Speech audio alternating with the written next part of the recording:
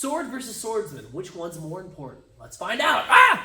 Chicken and egg, which is more important, the sword or the swordsman? Well, today we have a unique opportunity to kind of test it out. Ray here is a new fencer. He's really only had about 2 fencing lessons and a little bit of experience on some of our videos. And I've been doing fencing for quite a while. And while I'm not claiming to be a master swordsman here, I'm pretty good. So we are going to test out weapons against each other to see what is the more crucial factor, the sword or the swordsman. Now, this is an interesting test because as technology evolved and swords, got more elaborate, things did change. Length of the blade and the mechanics of the blade did start to evolve and specialize, especially in later periods with rapier and small sword and things like that. We can't test the quality of the materials that they were used on, so like older stuff would have been in bronze or crude iron, where more modern stuff would be steel, but we can test the designs themselves. One of the things we're mostly going to be focusing on today is length of the weapon, and if that changes the dynamic. We're not going to pair things together like the long sword versus the rapier because we've already done that and we found them to be fairly comparable. We're also not going to do double weapon versus single weapon because we've already done that as well. The thing that we're really testing here is really reach, I think, is the key factor here. And we might revisit this at a different time and test some of those other variables, but I really want to see how much the reach and shape of the weapon affects how effective it is. So is it going to be more skill that overcomes reach, or is it going to be more reach that overcomes skill? So let's check it out. All right, we're going to start off with a shorter sword versus a longer sword. This is specifically designed to replicate the Filipino espada, and that is a long sword. Double-sided, single-sided, very little hand protection, a lot of hand protection, or at least a medium amount. Now we're going to see what's the most important factor, sword or swordsman. Ready? Fence. And got you first. Yeah. Got my head. That reaches a lot. No, he's just getting in there. The reach is already a huge issue. All right, go. I did get that. I smashed into this, but he did a remise to my head, or a counterattack, I guess. It wasn't very hard, but it was to my eye. Now he probably should have gotten back and blocked because I did deliver a devastating cut, but he did get me. So go. No, neither. Keep going. Now. I made a good parry. I made a really good parry. He cut in here. I made a really good parry, but I was just out of range. I just couldn't hit him. Keep going. Kind of a messy one, but yeah, go ahead. Got your hand. Yep.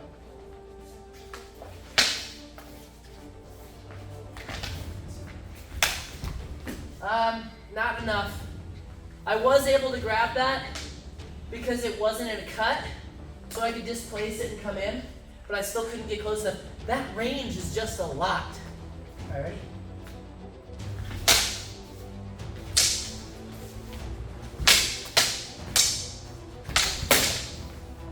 Maybe mine, don't know.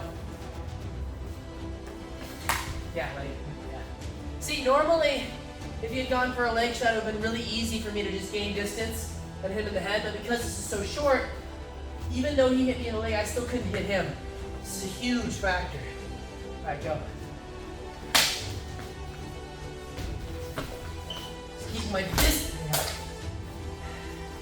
The other thing to think about on this is, you might think that this is lighter, but because I only have one hand and he has 2, he has leverage, can change the direction very quickly. Longsword is very nimble. Let's keep going. You shouldn't have changed direction, but I should have parried. Very light cut to the interior of the leg. Don't know if you pulled that because you didn't want to hit me in the nuts, but I did hit him in the face, so bad trade.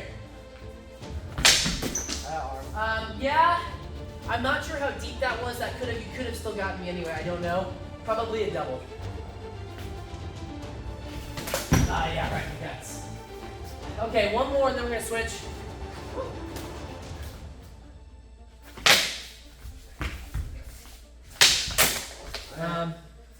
Yours is very weak. Yeah. How hard did mine hit? Hit my arm pretty hard. Okay, switch out. Woo! All right, here we go. Ready? Fence. You can't curse on my channel. Sorry. Bye again.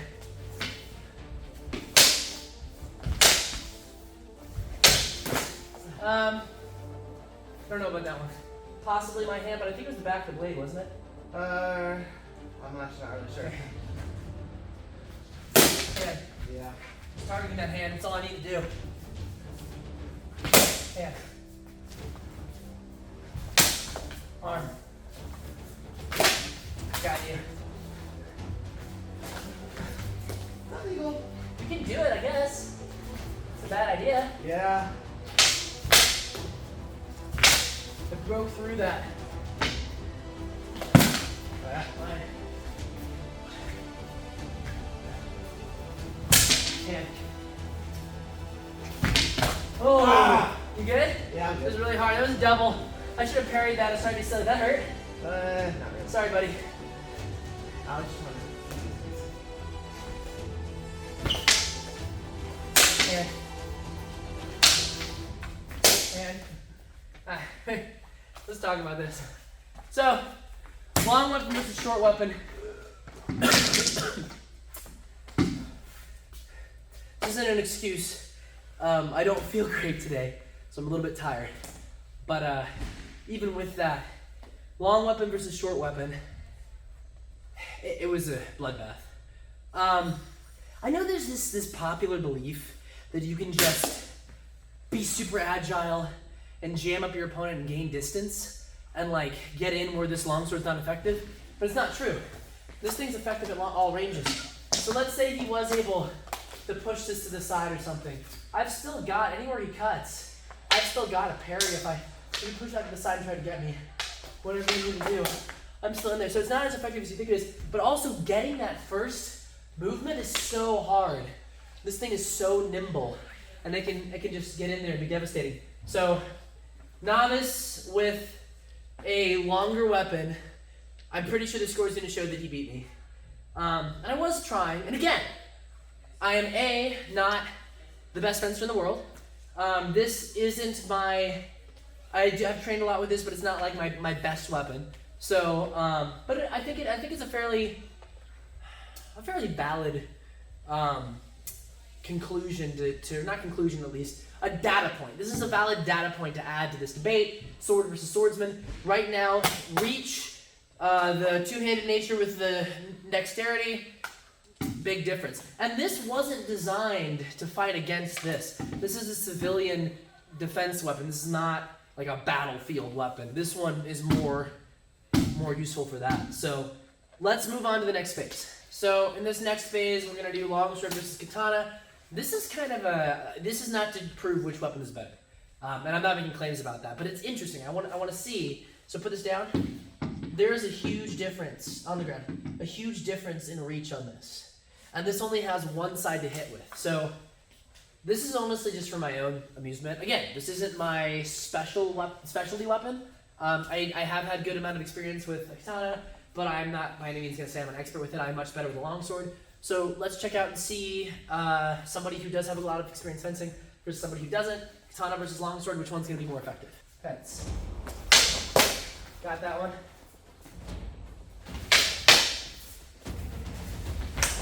Aha! I missed. My range was off. That could be on me, honestly. I'm adjusting from katana to longsword, so I thought I had about an inch more range than I did.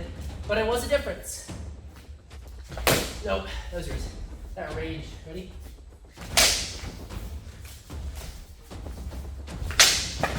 Yeah, he got me.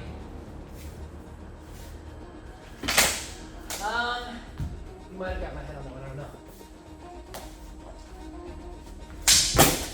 That was mine. Yeah.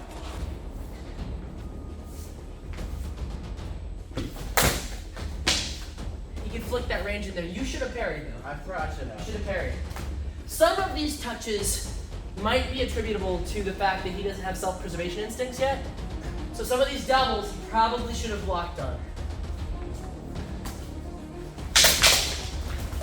Neither of those would have done much.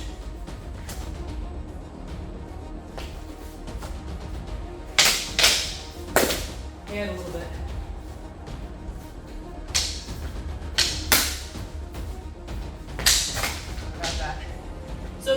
does have a little bit shorter range. I'm having to adjust my tactics, but I'm doing fairly well. Not as good as I would be with a longsword though. So this is a lot harder for me to win against him with than it is with the longsword. If we did longsword versus longsword last week, you can see that one. Yeah, that was really weak. That was really weak. That wouldn't have done anything. You not enough. Very, very light. Snick. That range, if it's not in distance.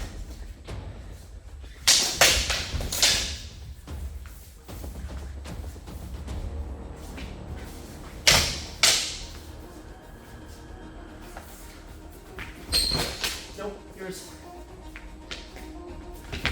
Mine. Not sure if it would have stopped you though, if I'm honest.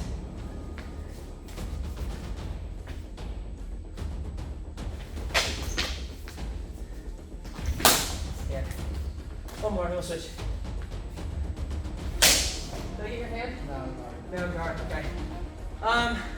I'll wait to have any conclusions on that one until we get the other side of this. So, ready? Switch sides with me so the count stays the same. Ready? And fence. Mine.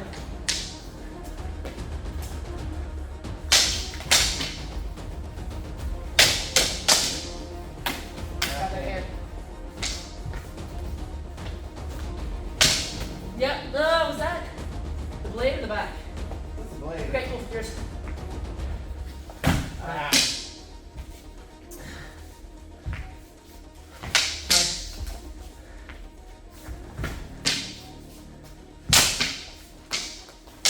Mine. Maybe mine. Didn't get me.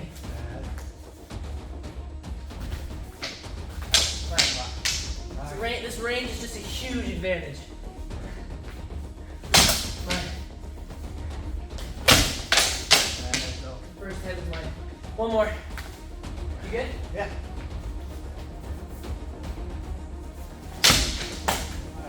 So, okay, let's talk about that. You good? Yeah. So that last one might have looked like it was his, but I let it slide back and cut at him. It took almost all the power out of his blow. I'm not sure on that one. I'll have to review the footage. Let's talk about it. Too rough? No. Yeah. So, conclusions from this portion of the experiment. Now, granted, I have less experience with the katana than I do with the longsword, but other than the fact that this is mostly cutting, and this is mostly this is cut and thrust, these physically function very similarly with the leverage and the way you can manipulate the blade. So, I feel like I should have done better. And I don't know, I'll leave it up to the internet, whatever, I guess, which is never good. If it was my failing as a swordsman with that sword, or I think that the reach on this was a huge There's at least difference. 3 times I can hit you whenever you couldn't hit me because of the reach of that weapon. Yeah, so you were picking me off with the reach, especially in the thrust. Now you don't know how to operate the thrusting portion as much, and I did. And did you get 1 point on the katana? Was it no. 2? I wasn't even going for, point. On me, did you get any touches on me when you had the katana? Maybe 2 times. Maybe 2 times, and I got a lot just manipulating the blade, and I was able to use both sides of the blade. I don't know, this part was mostly just to see if that range was gonna make a difference, but it seemed to. So here's some conclusions, or at least some data points that we've collected, because this is an experiment that I actually want to come back to after doing this. Today was mainly focused on the reach of the weapon and how much that determined its effectiveness. It's not the only factor, but it is one point in this argument of sword versus swordsman. What we found in this experiment, which again is limited in its scope, mostly focusing on reach, was that the reach of the weapon played a huge role in how effective somebody was with it. So Ray, having almost no martial arts or fencing experience, was able to dominate me when I had the very short Filipino espada. And when it switched around, it was exactly the opposite. And then when it was katana versus longsword, again, I'm not the absolutely ideal candidate to use the katana, but I do have experience with the katana. I have trained with it, and I do have experience with just a variety of two-handed weapons that does aid in its usage. So, caveat, obviously. But it was much harder for me to score than it was for me to do when I had a longsword. And if you watch our previous week's video, there was a lot of longsword versus longsword combat, and I was easily able to beat Ray. No offense, you'd be great, but you're new at this. But with the katana, I struggled. I struggled a lot to get touches in there, and that range was just an issue. He was able to get in there, even not knowing some of the more advanced techniques or knowing, fencing in general, he was able to get in there and snipe me.